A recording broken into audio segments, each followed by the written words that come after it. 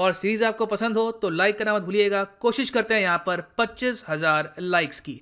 पहला सवाल आपसे पूछ रहा है कि हाल ही में इनमें से किस संगठन ने अनाउंस किया है कि ये लॉन्च करेंगे कस्टमाइज्ड मर्चेंडाइज। मर्चेंडाइज क्या होता है? मर्चेंडाइज का बहुत ही सिंपल मीनिंग है वो गुड्स जो बेचने के लिए हो, और कस्टमाइज्ड मतलब जो आप अपने हिसाब से बनाते हैं।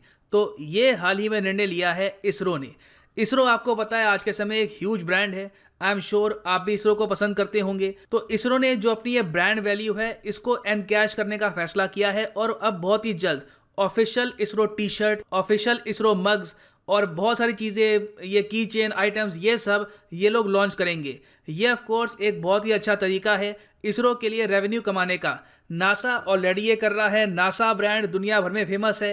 इंडिया में भी आपको दिख जाएंगे बच्चे नासा की टी शर्ट पहनते हैं। तो वैसे ही इन्होंने ये कहा है कि customised ISRO theme articles models can play a game changing role in creating awareness. इससे देखो दो काम होंगे, इसरो को कुछ रेवेन्यू भी मिलेगा, उसके अलावा आम नागरिक में स्पेस, अंतरिक्ष, साइंस इसके बारे में रुचि भी जागेगी। और यहाँ पे आप देख पाएंगे इसका आर्टिकल है by Business Standard, ISRO decides to partner with industry to launch space themed merchandise. So इस क्वेश्चन में आपसे यहाँ पे पूछा जा रहा है कि हाल ही में किस स्टेट ने टॉप रैंक हासिल करी है, नंबर 1 रैंक हासिल करी है नीति आयोग के इंडिया इनोवेशन इंडेक्स 2020 के मेजर स्टेट कैटेगरी में। आपको याद होगा कल ही मैंने आपसे सवाल पूछा था एक कि इंडिया इनोवेशन इंडेक्स का कौन सा एडिशन अभी 20 जनवरी को रिलीज हुआ है। इसका सही आंसर था सेकेंड एडिशन। तो जो सेकेंड एडिशन 2020 का भी इन्होंने रिलीज किया है, इसमें मेजर स्टेट्स की कैटेगरी में नंबर 1 रैंक पे जो स्टेट आई है ये है ऑप्शन बी, कर्नाटका। देखो नीति आयोग ये इंडेक्स लॉन्च करता है, और बाय द वे इस पूरे टॉपिक पर मैंने एक डेडिकेटेड बहुत अच्छी वीडियो भी बना रखी है, आपको मिल जाएगी ऑन वर्ल्ड अफेयर्स। मगर यहाँ पे इन ब्रीफ ये जान लो कि नीति आयोग ये इंडेक्स तैयार करता है जहां पर ये जज करते हैं स्टेट्स, यूनियन टेरिटरीज और नॉर्थ ईस्टर्न हिल स्टेट्स को। और जज किस इशू पर करते हैं? जज करते हैं इनोवेशन पर, कि यहाँ पर इकोनॉमी कितनी तेजी से ग्रो कर रही है, नई टेक्नोलॉजीज कितनी तेजी से ये अडॉप्ट कर रहे हैं, क्या बिजनेस ओपन कर पाना इस स्टेट में आसान है। तो ये बहुत सारे जो पैरामीटर्स हैं, टोटल 36 ऐसे पैरामीटर्स हैं, उसके हिसाब से इन्होंने जज किया और पाया कि कर्नाटका है देश में सर्वश्रेष्ठ स्टेट इनोवेशन के मामले में, मेजर स्टेट की कैटेगरी में। यहाँ पे आप देखोगे ये इन्होंने इस तरीके से डिस्ट्रीब्यूशन किया है। मेजर स्टेट में रैंक 1 मिली है कर्नाटका को, रैंक 2 महाराष्ट्र को और रैंक 3 तमिलनाडु को। जो नॉर्थ ईस्टर्न स्टेट्स हैं वहां पर रैंक 1 है हिमाचल प्रदेश की, रैंक 2 है उत्तराखंड की, रैंक 3 है मणिपुर की। यूनियन टेरिटरीज और छोटी स्टेट्स की अगर हम बात करें तो रैंक 1 है यहाँ पर दिल्ली की, रैंक 2 चंडीगढ़ और रैंक 3 है दमन एंड दीव की। मेजर स्टेट्स में आखिरी रैंक मतलब कि 17th रैंक आई है बिहार की। और याद रखिएगा ये है second edition of India innovation index. अब जैसे इंडिया इनोवेशन इंडेक्स होता है वैसे ही एक ग्लोबल इनोवेशन इंडेक्स भी है, और हाल ही में जो 2020 का ग्लोबल इनोवेशन इंडेक्स है वहां पर इंडिया की रैंक है 48। ऑलराइट, सो आगे बढ़ते हैं अगले प्रश्न की तरफ। बहुत अच्छा सवाल किसी भी एग्जाम में आपसे पूछ सकते हैं। यहां पे आपसे पूछा जा रहा है कि यूएन ने हाल ही में सस्पेंड कर दिए हैं वोटिंग राइट्स। 7 कंट्रीज के, 7 देशों के वोटिंग राइट्स अब सस्पेंड हो चुके हैं यूनाइटेड नेशंस जनरल असेंबली में। तो यूएन अपने आप पे काफी हद तक न्यूज में आ गया। यूएन के चीफ यहां पर कौन है? ये रही यहां पे आपकी ऑप्शंस। सही उत्तर यहां पे है ऑप्शन ए, एंटोनियो गुतेरेस। और वो 7 देश जिनके वोटिंग राइट सस्पेंड हो चुके हैं, इनकी लिस्ट आपके सामने है। Iran, niger, Libya, the central African Republic, Congo, south Sudan और जिम्बाब्वे। और वोटिंग करने के राइट्स इनसे छीने क्यों गए? क्योंकि देखो सब कंट्रीज को यूएन को भी कुछ पैसा देना होता है। यूएन सबके कंट्रीब्यूशन से मिलकर चलता है। यूएस एक बहुत ही बड़ा कंट्रीब्यूटर है टू यूएन, मगर इनको चाहिए होता है बाकी कंट्रीज से भी कंट्रीब्यूशन। तो इन सब कंट्रीज ने कोई भी ड्यूज, कुछ पैसा दिया नहीं था यूएन को, और उसके रिस्पॉन्स में यूएन जनरल असेंबली में अब ये कंट्रीज वोट नहीं कर पाएंगी। और यूएन जनरल असेंबली में मेंबर कितने हैं टोटल मेंबर है यहाँ पर 193। और यूएन का जो सिक्योरिटी काउंसिल है वहां पर कितने मेंबर है? वहां पर मेंबर हैं 15, 5 तो स्थायी और फिर 10 अस्थायी। और जो अस्थायी मेंबर है उसमें आज के समय इंडिया भी शामिल है। एक बार यूएनजीए की जो बिल्डिंग है ये मैं आपको दिखा देता हूं। ओके, सो संयुक्त राष्ट्र यूनाइटेड नेशंस के हेडक्वार्टर्स कहाँ पर है? ये है यूनाइटेड स्टेट्स में। और यूनाइटेड स्टेट्स में भी कहाँ पर? वॉशिंगटन डीसी में या फिर न्यूयॉर्क में? ये है न्यूयॉर्क में। यहाँ पे आप देख पाएंगे, मैं आपके लिए जूम इन कर रहा हूँ। तो ये यहाँ पर मैप है यूएसए का, जहाँ पे अब नए प्रेसिडेंट हैं जो बाइडन, नई वाइस प्रेसिडेंट अब यहाँ पे इनॉग्रेट हो चुकी हैं कमला हैरिस। और यहाँ पे आप देखेंगे न्यूयॉर्क में, ये यहाँ पर है यूएन हेडक्वार्टर्स की बिल्डिंग। और जो ये बिल्डिंग यहाँ पे आप देखोगे तो यूएन जनरल असेंबली जहाँ पर 193 मेंबर हैं और यूएन सिक्योरिटी काउंसिल जहाँ पर 15 मेंबर हैं, दोनों आपको मिलेंगे इसी बिल्डिंग में।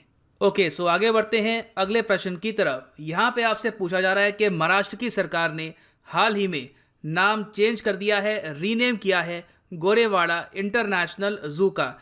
अब इसका नाम बदल के कर दिया है Bala Saheb Thackeray Gorewada international zoological park. आपको ये बताना है कि ये जूलॉजिकल पार्क आपको किस शहर में मिलेगा।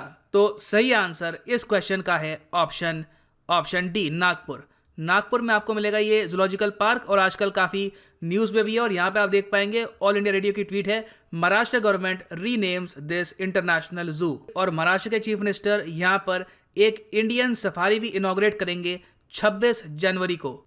और महाराष्ट्र के गवर्नर कौन है? महाराष्ट्र के गवर्नर हैं भगत सिंह कोश्यारी। यहाँ पे आप देख पाएंगे। अगला सवाल आपसे ये पूछ रहा है कि 20 जनवरी को सेलिब्रेट की गई है गुरु गोविंद सिंह जी की 354th बर्थ एनिवर्सरी। आपको सिंपली ये बताना है कि गुरु गोविंद सिंह जी का बर्थ प्लेस कहाँ है, इनका जन्म कहाँ हुआ था। ये है यहाँ पे आपकी ऑप्शंस। सही उत्तर यहाँ पर है ऑप्शन सी, पटना साहिब। जी हाँ, बिहार में जन्म हुआ था गुरु गोविंद सिंह जी का। और हाल ही में 20 जनवरी को इनकी 354th बर्थ एनिवर्सरी सेलिब्रेट की गई है। और गुरु गोविंद सिंह जी 10वें गुरु थे सिख रिलीजन में। सिख रिलीजन, सिख हिस्ट्री से रिलेटेड क्वेश्चंस काफ़ी बार आ चुके हैं, तो इसके बारे में आपको पता होना चाहिए। तो यहाँ पे आप देख पाएंगे पीएम मोदी ने भी इनके बारे में ट्वीट करी है यहाँ पर। तो अगला क्वेश्चन आपसे ये पूछ रहा है कि हाल ही में प्रधानमंत्री ने प्रधानमंत्री आवास योजना ग्रामीण के अंडर 6 लाख से ऊपर लोगों को फाइनेंशियल असिस्टेंस प्रोवाइड करी है अराउंड ₹2691 करोड़ की। किस स्टेट के लोगों को मिली है ये फाइनेंशियल असिस्टेंस प्रधानमंत्री आवास योजना ग्रामीण के अंडर? यहाँ पे सही उत्तर है ऑप्शन बी, उत्तर प्रदेश। देखो, सरकार का एक गोल है कि 2022 तक हाउसिंग फॉर ऑल कंप्लीट हो, मतलब कि हर नागरिक के सर के ऊपर एक छत हो। तो उसके लिए सरकार ने क्या किया है कि बहुत स्टेट्स में ये फंड प्रोवाइड करते हैं, जिससे अगर किसी को अपना घर खरीदना है तो सरकार की तरफ से कुछ लाख 2 लाख की कुछ हेल्प मिल जाए, कुछ फाइनेंशियल सपोर्ट मिल जाए, ताकि वो आराम से अपना घर खरीद पाए। तो उसी के अंडर ये जो राशि है, ये उत्तर प्रदेश में 6 लाख से ऊपर बेनिफिशरीज को प्रोवाइड की गई है। प्रेस इंफॉर्मेशन ब्यूरो का भी एक आर्टिकल है यहाँ पर, PM to release financial assistance to over 6 lakh beneficiaries in Uttar Pradesh under Pradhan Mantri Awas योजना ग्रामीण। और पीएम मोदी ने भी इस पर किया है यहाँ पर ट्वीट। सो आगे बढ़ते हैं अगले प्रश्न की तरफ। अगला प्रश्न आपसे पूछ रहा है कि हाल ही में kho kho federation of India और अल्टीमेट खो खो ने इंट्रोड्यूस किया है पहली साइंटिफिक ट्रेनिंग फॉर प्लेयर्स को। खो खो देखो एक देसी स्पोर्ट है, इंडिया का स्पोर्ट है। अब हम उसमें ला रहे हैं साइंटिफिक ट्रेनिंग, ताकि इसको एक मॉडर्न स्पोर्ट की तरह स्टडी किया जा सके और प्लेयर्स भी इस स्पोर्ट के लिए साइंटिफिक तरीके से, एक प्रॉपर तरीके से ट्रेनिंग ले पाए। तो जो साइंटिफिक ट्रेनिंग है, इसके लिए इन्होंने लॉन्च किया है एक नेशनल कैंप। आपको ये बताना है कि जो ये नेशनल कैंप है खो खो के लिए, जहाँ पर मिलेगी साइंटिफिक ट्रेनिंग, ये किस स्टेट में लॉन्च किया गया है। यहाँ पर सही उत्तर है ऑप्शन ए, हरियाणा। यहाँ पे आप देख पाएंगे स्पोर्ट्स मिनिस्टर किरण रिजिजू ने हाल ही में लॉन्च किया है फर्स्ट एवर साइंटिफिक ट्रेनिंग को फॉर खो खो प्लेयर्स। और इसका जो कैंप है ये आपको मिलेगा हरियाणा में। हरियाणा में कहाँ पर? इन फरीदाबाद। आगे बढ़ते हैं अगले प्रश्न की तरफ। बहुत अच्छा सवाल है। हाल ही में इंडियन एयरफोर्स ने सेलिब्रेट की है गोल्डन जुबली सेलिब्रेट की है एयरफोर्स अकेडमी की।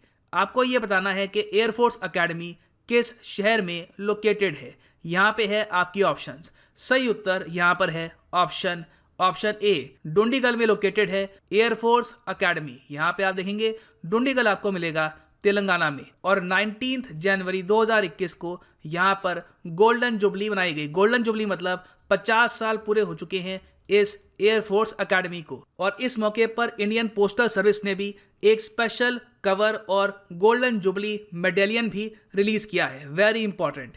तो एक बार जो ये एकेडमी है आपको मैप अभी दिखा देता हूँ ना, मुझे याद नहीं आ रहा मैंने पहले बोला था या नहीं बोला था, मगर चलो फिर से बोल लेते हैं। ये है हमारा प्यारा भारत और यहाँ पे मैं जूम इन कर रहा हूँ टुवर्ड्स दुंडीगल इन तेलंगाना। यहाँ पे आप देख पाएंगे, ये यहाँ पे आपके लिए बॉर्डर ऑन कर लेता हूँ। ये यहाँ पे है तेलंगाना स्टेट और यहाँ पे है इंडियन एयरफोर्स की बहुत ही इम्पॉर्टेंट एकेडमी जो सेलिब्रेट कर रही है अपनी गोल्डन एनिवर्सरी। यहाँ पे आप देख पाओगे एक बहुत ही बड़ी एयर स्ट्रिप भी है, वेरी इंपॉर्टेंट। सो आगे बढ़ते हैं अगले प्रश्न की तरफ। हाल ही में किस स्टेट गवर्नमेंट ने इंक्रीज कर दिए हैं working days from 100 to 150 under मनरेगा? तो देखो मनरेगा के अंडर 100 से अब 150 दिन कर दिए हैं काम करने के उत्तराखंड ने। Option A is the right answer. यहाँ पे आप देखेंगे उत्तराखंड ने हाल ही में 100 दिन से बढ़ाकर 150 दिन कर दिए हैं ताकि लोगों को ज़्यादा यहाँ पर रोजगार मिले, और ये किया जा रहा है Mahatma Gandhi national rural employment guarantee act के अंडर। और हाल ही में उत्तराखंड ने एक ऐप भी लॉन्च करी है, उत्तराखंड आजीविका ऐप। ये उन लोगों के लिए है जो उत्तराखंड में अनएम्प्लॉयड है, जिनको काम नहीं मिल पा रहा, जो लोग नौकरी सर्च कर रहे हैं, तो उनके लिए लॉन्च करी गई है हाल ही में ये ऐप। उत्तराखंड की आपको पता होनी चाहिए 2 कैपिटल हैं, समर कैपिटल है यहाँ पे गैरसैंण और विंटर कैपिटल है यहाँ पर देहरादून। गवर्नर है यहाँ पर बेबी रानी मौर्य और चीफ मिनिस्टर है यहाँ पर Trivendra Singh Rawat. Okay, so final question यहाँ पे आपसे ये पूछ रहा है कि इंडिया ने हाल ही में जीती है बॉर्डर गावस्कर ट्रॉफी, और ये इंडिया ने जीती है एक ऐसे ग्राउंड में जहां पर ऑस्ट्रेलिया पिछले 32 साल से नहीं हारा। हाल ही में बहुत न्यूज़ में भी है ये।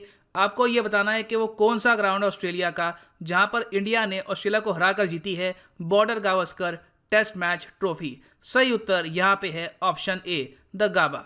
देखो वैसे तो ये टेस्ट सीरीज है, ये थी 4 टेस्ट मैच की। जो चौथा टेस्ट मैच है ये हुआ था द गाबा स्टेडियम में, और यहाँ पर 32 साल से ऑस्ट्रेलिया किसी भी टीम से नहीं हरा था।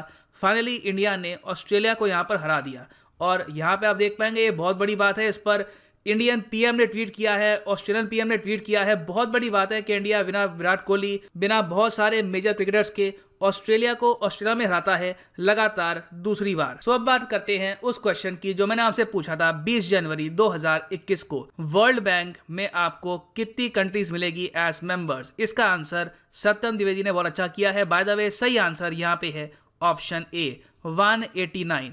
और देखो वर्ल्ड बैंक में भी आपको मिलेंगे 2 कंपोनेंट्स, एक तो है IBRD international bank for reconstruction and development जहां पर है 189 मेंबर्स, और दूसरा है IDA इंटरनेशनल डेवलपमेंट बैंक जहां पे आपको मिलेंगे 173 मेंबर्स। मगर जब भी हम बात करते हैं ओवरऑल मेंबर्स की तो हम यहाँ पे कहते हैं 189 मेंबर हैं कंप्लीट वर्ल्ड बैंक के। और वर्ल्ड बैंक के हेडक्वार्टर्स कहाँ पे है? न्यूयॉर्क या फिर वॉशिंगटन में। सही आंसर यहाँ पे है वॉशिंगटन DC में, ऑलराइट, जो कैपिटल है ऑफ USA। अब बात करते हैं आज के क्वेश्चन की। ये क्वेश्चन आया था SSC CGL 2019 के एग्जाम में। अगर आप प्रीवियस ईयर पेपर पढ़ते हैं तो ये क्वेश्चन आपकी मेमोरी में होना चाहिए ताज़ा। बहुत अच्छा सवाल है। आपसे यहाँ पे पूछा जा रहा है कि इनमें से कौन सा एसिड आपको मिलेगा सेब में, एप्पल में, इनमें से कौन सा एसिड आपको मिलेगा? Malic acid, formic acid, nitric acid या फिर सल्फ्यूरिक एसिड? बहुत अच्छा सवाल। आंसर करो इसका कमेंट सेक्शन में, और जिसका आंसर आपको पसंद आए उसके आंसर को लाइक करिएगा, एनकरेज करिएगा। और वीडियो भी आपको अगर पसंद आए तो इसको लाइक और शेयर आप कर सकते हैं। तो ये है अंत इस वीडियो का। मिलता हूं आपसे कल सुबह। Thank you for listening and as always God bless you all.